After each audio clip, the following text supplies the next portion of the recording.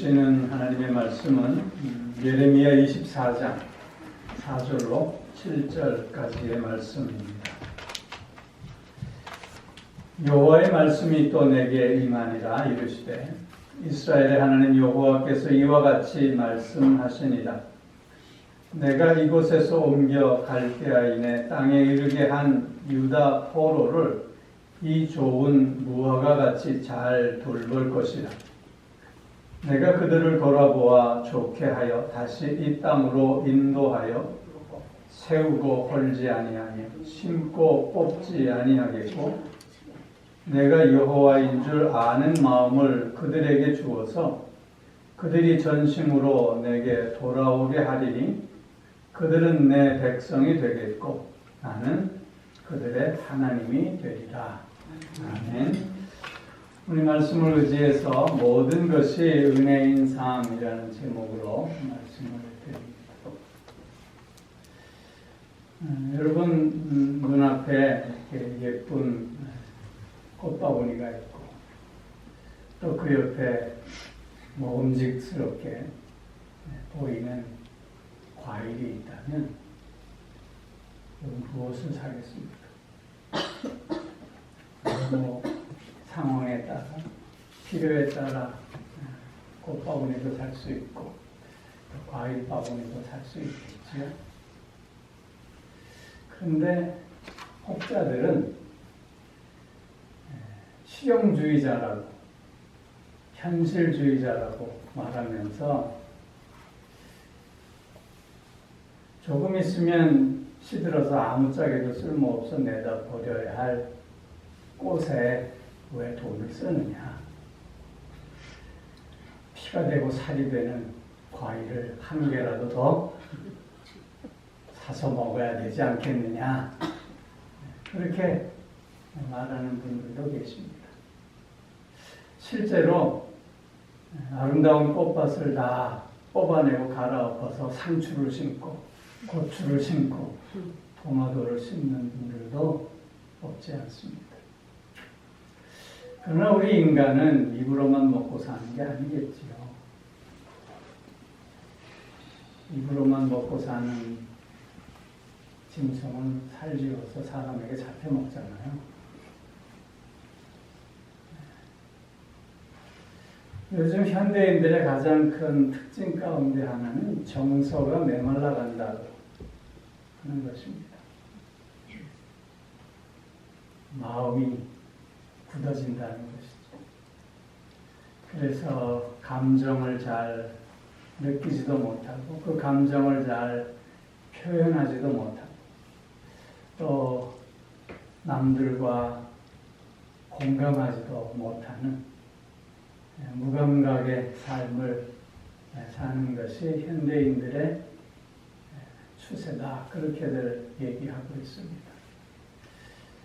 그렇게 된 원인으로는 너무나도 바쁘게 변화하고 돌아가는 세상의 일상 속에서 그렇게 마음을 나눌 수 있는 기회가 적어지고, 또 요새는 사람과 사람과의 직접적인 부딪힘보다는 SNS를 통해서 그냥 문자로 이렇게 교제함으로 말미암아 감정을 공유하는 경험이 점점 부족해지기 때문입니다. 또 어쩌다 사람과 만나게 되면 원치 않은 상처를 입고 아픔을 겪는 그런 경험들이 쌓이면서 더욱더 고립된 생활을 해감으로 말미암아 점점 현대인들은 폐쇄적이고 정서가 메마른 무감각한 삶을 살게 되는 것이다. 이렇게 분석들을 하고 있습니다. 우리 신앙인들의 삶도 이와 크게 벗어나지 않는다고 봅니다.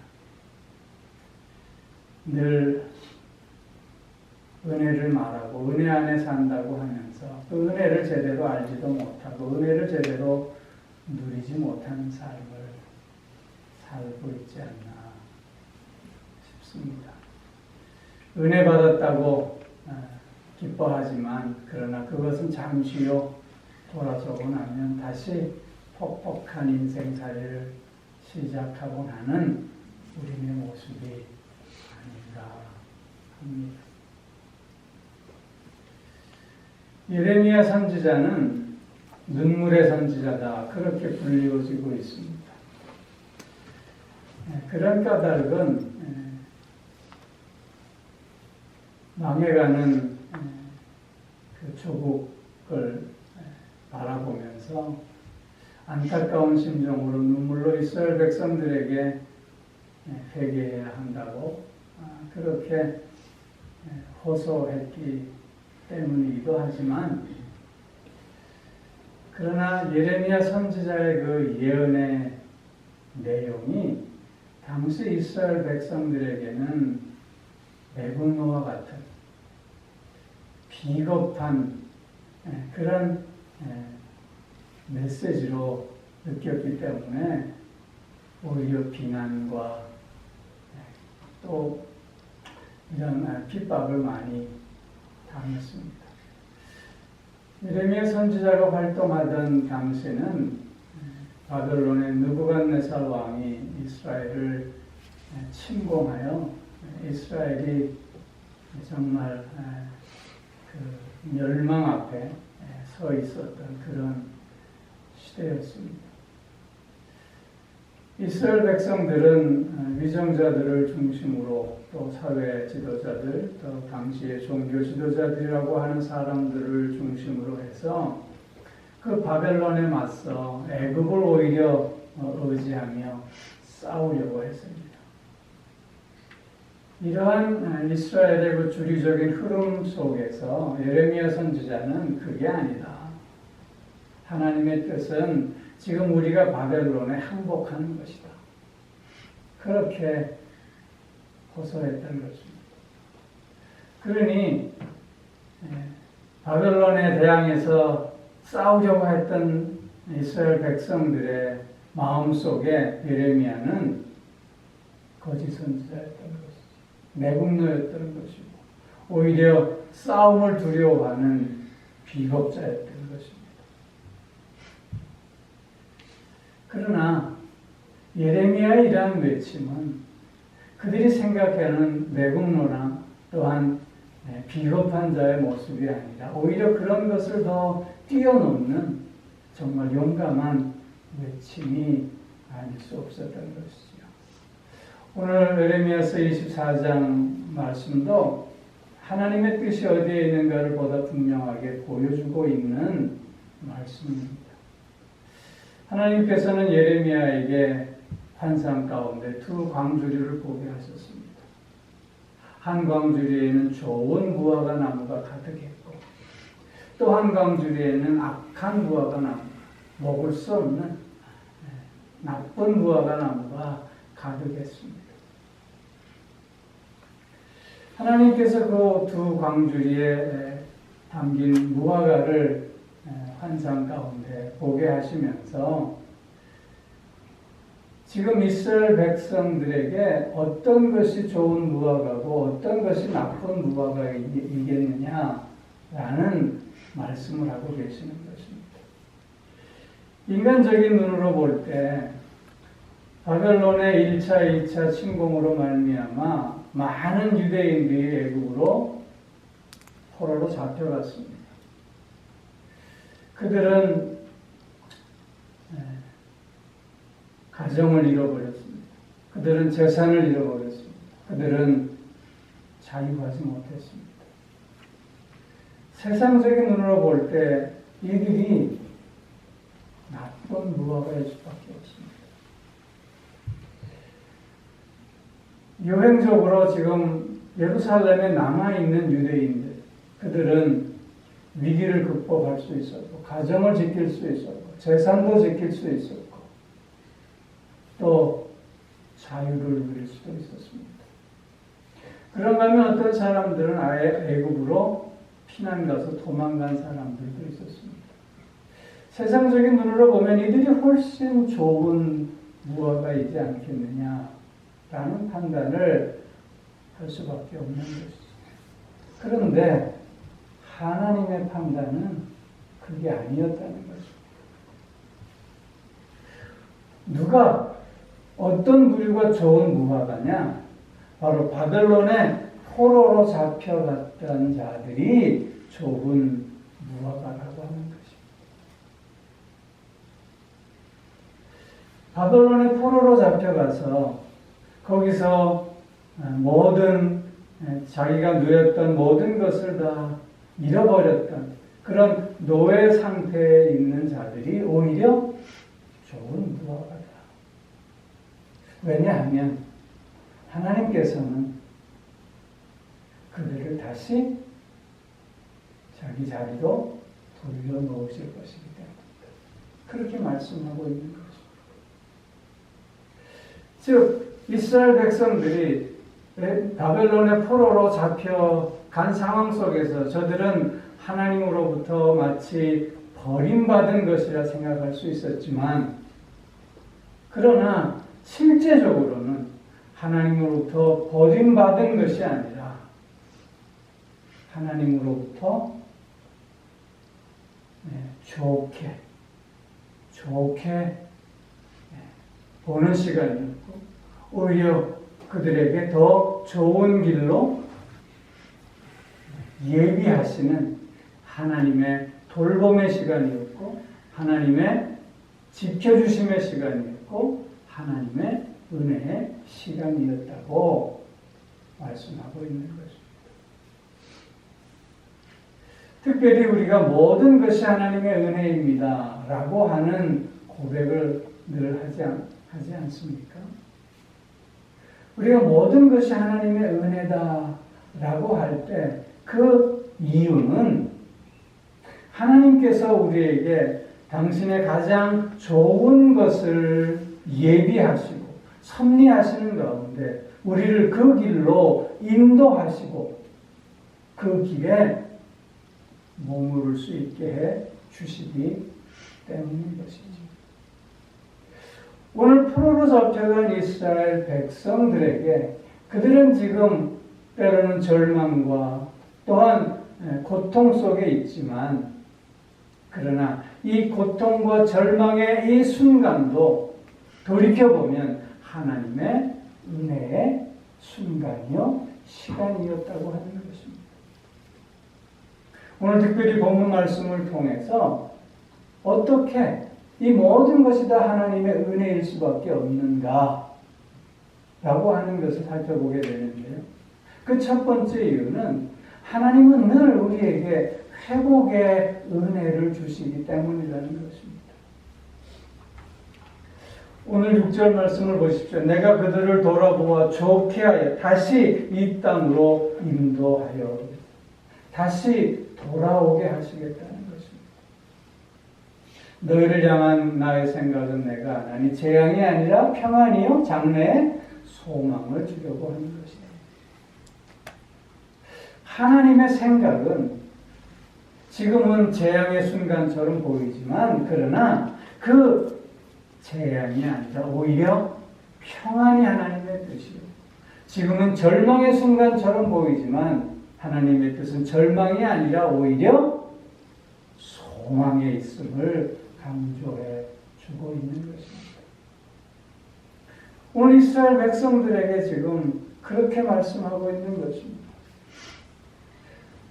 오히려 포로로 잡혀가서 고통 가운데 있는 그 백성들을 향해서 너희를 내가 좋게 보아 돌보심으로 다시 돌아오게 하십니다.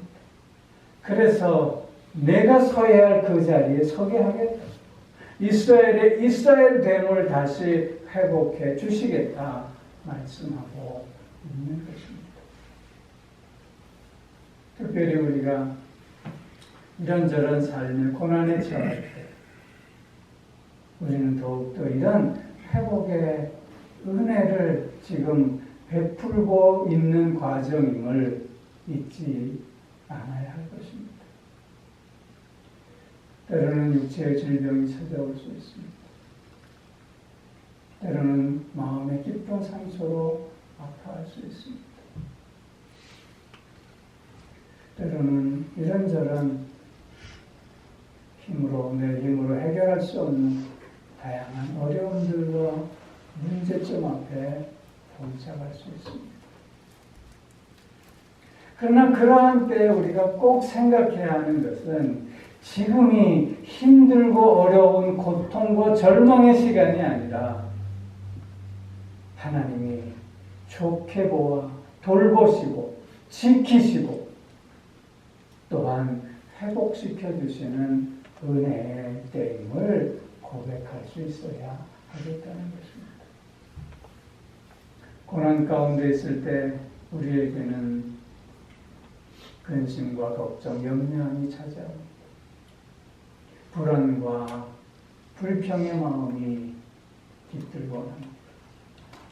그러나 우리가 꼭 생각해야 할 것은 우리가 근심한다고, 우리가 걱정한다고 문제를 해결할 수 있느냐 하는 것입니다. 근심한다고 너희가 키를 한 자나 더 할 수 있느냐? 할 수 없는 것입니다. 오히려 근심하면 근심할수록, 걱정하면 걱정할수록, 내 마음에 불안하면 불안할수록 오히려 그 문제가 더 커지고 증폭되어지고 더 나쁘게 진행되어지는 것을 우리는 확인하곤 하지 않습니다. 걱정이 걱정을 불러오고 근심이 근심을 불러오고 불안이 더 큰 불안으로 나아가게 하지 않습니다. 또한 고난 앞에 섰을 때 우리는 왜 유독 나에게만 이런 고난이 찾아오는 것인가? 라고 하는 자괴감, 또한 불공평함, 하나님은 나를 버리시는 것은 아닌가? 라고 하는 상실감을 가질 수도 있습니다. 그러나 우리의 인생은 모두가 다 고난이 함께하는 인생 아닙니까? 내 눈에는 너의 고난이 내 것보다 훨씬 가벼워 보이지만 그러나 내 생각과는 달리 그의 입장에서 그의 고난은 생명을 거는 고난일 수 있지 않겠습니까?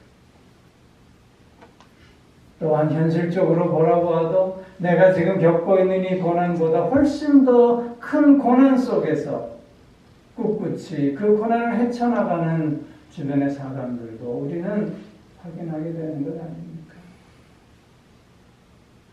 그렇기에 우리는 고난의 순간에도 하나님이 나와 함께 하시고 이 고난의 순간에도 하나님이 나를 돌보고 계심을, 이 고난의 순간에도 하나님께서 나에게 회복의 은혜를 더하여 주고 계심을 우리는 고백하는 자가 될 수 있어야 하겠다는 것입니다. 왜냐하면 하나님의 뜻은 고난에 있지 않기 때문입니다. 하나님의 뜻은 그 고난을 통해서 오히려 나를 더 나되게 하심으로 말미암아 내가 마땅히 서야 할 그 자리에 서게 하시고 내가 마땅히 차지해야 할 그 땅에 또한 머물 수 있게 해 주시기 때문이라는 것입니다. 그렇기에 우리는 고난 앞에서 오히려 나를 향한 하나님의 뜻이 무엇인가를 깊이 묵상하며 그 뜻에 나의 모든 것을 내어 맡기고 순종하는 자가 되어져야 할 줄로 믿습니다. 우리의 삶이 매 순간 매 순간 모든 것이 하나님의 은혜인 까닭은 이런 나의 삶의 다양한 과정 속에서 하나님은 나를 회복시켜 주시고 나를 나되게 하여 주시기 때문이라고 합니다. 두 번째로 모든 것이 하나님의 은혜인 까닭은 하나님께서 또한 우리에게 일상의 은혜를 주시기 때문인 것입니다. 오늘 6절 하반절에 보면 세우고 헐지 아니하며 심고 뽑지 아니하겠다 말씀하십니다. 이스라엘 백성들을 세우시고 심으시고 지키시고 그리고 그들에게 은혜를 더하셔서 복되게 하시겠다는 것입니다. 여러분 요한 3서 1장 2절 말씀 잘 아시죠? 사랑하는 자야, 내 영혼이 잘됨같이 본사에 잘되고 강건하리라. 강건할 것을 내가 강구하라. 그렇게 말씀하고 있습니다. 영육간에 강건하며 형통의 복을 누린다는 것입니다. 바벨론의 포로에서 돌아온 이스라엘 백성들은 앞장서서 마음을 합하여 무너진 성전을 다시 수축하고 무너진 성벽을 다시 세웠습니다. 그 모든 과정 속에서 하나님은 함께 하시고 저들을 지키시고 힘을 더하시고 능력으로 붙들어 주셔서 그들이 일상의 삶을 누릴 수 있게 해 주셨습니다. 마찬가지로 하나님은 오늘도 우리에게 일상의 은혜를, 일상의 복을 누리게 하신다는 것입니다. 오늘 내가 숨쉬니 하나님의 은혜이지 않습니까? 오늘 내가 하나님의 전에 나와 예배함이 하나님의 은혜이지 않습니까? 그렇기에 하나님의 은혜임을 고백하는 자는 자신의 공로를 주장할 수 없습니다. 자신을 자랑할 수 없습니다. 모든 것이 하나님의 은혜임을 고백하는 자는 겸손할 수밖에 없는 것이죠. 일상의 복을, 일상의 은혜를 누린다고 하는 것은 이렇게 모든 것이 은혜임을 고백하는 자로서 겸손한 삶에서 시작된다고 하는 것입니다. 겸손한 삶의 특징이 무엇입니까? 기쁨과 감사. 오늘 하루를 나에게 선물로 주셨으니 감사합니다. 오늘 나에게 주신 이 하루를 기쁨으로 살아갈 수 있게 하여 주셨으니 감사합니다. 이것이 겸손한 자의 고백 아니겠습니까? 하나님은 오늘도 우리를 일상의 은혜를 주셔서 나됨의 삶을 살아가게 하십니다. 특별히 우리가 기억해야 할 것은 우리 모두는 다 하나하나 하나님 앞에 선 단독자입니다. 하나님 앞에 선 단독자로서 우리는 남과 비교할 수 없습니다. 남과 비교하는 삶을 살아야 할 이유도 살아야 할 까닭도 없는 것입니다. 비교하지 않는 마음 속에 평안이 있습니다. 비교하지 않는 마음 속에 만족함이 있습니다. 비교하지 않는 마음 속에 기쁨과 감사가 있게 마련입니다. 하나님 우리에게 이런 일상의 은혜를 오늘도 베풀어 주시고 계시는 것이죠. 모든 것이 은혜인 또 하나의 이유는 오늘 7절 말씀에서 보니까 하나님과 하나됨의 은혜를 허락하시기 때문인 것입니다. 내가 여호와인 줄 아는 마음을 그들에게 주어서 그들이 전심으로 내게 돌아오게 하리니 그들은 내 백성이 되겠고 나는 그들의 하나님이 되리라. 하나님을 아는 마음을 주시겠다. 하나님을 아는 마음. 그래서 하나님과 깊은 교제의 삶의 의미를 확인하게 해 주시겠다고 하는 것입니다. 여러분, 하나님을 알아가는 기쁨과 감격이 얼마나 귀한지 우리는 알고 있지 않습니까? 그 마음을 계속해서 더하여 주시겠다는 것입니다. 그래서 하나님과 하나됨의 삶을 살 수 있게 해 주시겠다는 것입니다. 그들은 내 백성이 되겠고 나는 그들의 하나님이 되리라. 하나님께서 나를 부르셔서 나에게 찾아오시고 나를 알게 하셔서 하나님의 백성됨의 복을 누리게 하시고 하나님은 또한 기쁨으로 나에게 하나님 노릇을 계속하여 주시는 가운데 참된 하나됨의 감격을 맛보는 삶을 살게 해 주시겠다고 하는 것이죠. 오늘도 하나님은 우리의 마음을 여시고 먼저 찾아와 주시고 만나 주시고 또한 깊은 사랑의 교제를 통해서 하나됨을 이루어 가게 하여 주시는 것입니다. 그렇기에 우리의 하루하루의 삶, 우리의 순간순간의 삶은 하나님을 표현하는 삶이 되어야 할 줄로 믿습니다. 내가 너에게 친절함으로 다가가는가? 그것이 오늘 내가 너에게 하나님을 표현하는 나의 몸짓이 될 것입니다. 내가 너의 아픔에 공감하며 너의 손을 따뜻한 마음으로 잡아주고 그와 함께 마음을 나누고 시간을 나누고 삶을 나누는 그 모습에 하나님이 표현되어지는 순간인 줄로 믿습니다.